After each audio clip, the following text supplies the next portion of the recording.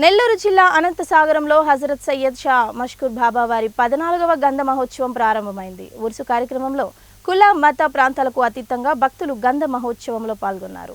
గంధ కలశంతో గ్రామ ఊరేగింపు ప్రారంభమైంది. అత్యంత భక్తి శ్రద్ధలతో పకీర్ల జరబులతో మేళ తాళాలు బాణసంచాల నడుమ గంధ కలశం దర్గాకు చేరుకుంది. దర్గా వద్ద పీఠాధిపతులు ప్రత్యేక పూజలు నిర్వహించి ఆశీర్వాదాలు అందజేశారు. అనంతరం గంధ ప్రసాదాలను భక్తులకు పంచారు.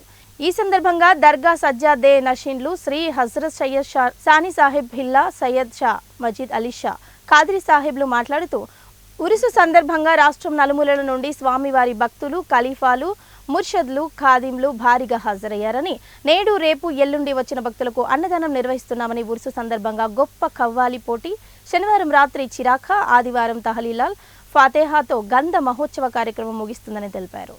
से आप रिटायर भी हुए हैं, फिर भी आप अपनी जिंदगी में ज्यादातर नायब रसूल हज़रत हाजी ख्वाजा रहमतुल्लाह नायब रसूल जो हमारे नेल्लोर जिला के मशहूर और मारूफ बुजुर्ग हैं, उनकी खिदमत में और हमारे हज़रत करीमुल्लाह शाह क़ादरी काले शाह की सरकार की खिदमत में 12 शहीदों की खिदमत में आप ज्यादा वक्त गुजारते थे। इधर दुनिया की लिहाज से ड्यूटी भी करते थे और बहुत सारे परेशान हो लोगों को भी दुआ देकर उनको रहबरी करते थे। ऐसे में अल्लाह ताला उनको ये तमाम, इसीलिए साहिब अल्लाह मशकूर बाबा भी ज्यादा कलाम कहते थे कि शम्मा सुलग चुकी है परवाना वाराना, कई बार आ चुके हो और एक बार आना, इतनी करम हो आका तुम बार बार आना।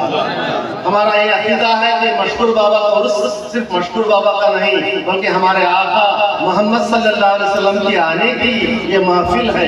इसलिए बहुत सारे शम्मे विलायत के परवाने आए हैं। हम दुआ करते हैं कि अल्लाह